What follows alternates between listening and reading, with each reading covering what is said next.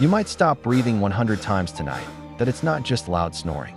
It's obstructive sleep apnea, and it is destroying your body's ability to repair itself. Here is exactly what is happening. When you sleep, your throat muscles relax too much. Think of your airway like a wet paper straw.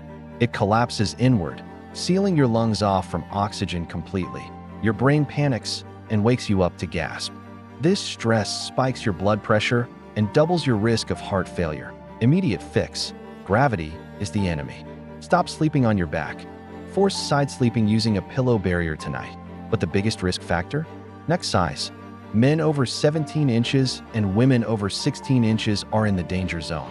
Watch other videos on my channel to know more about sleep improvement.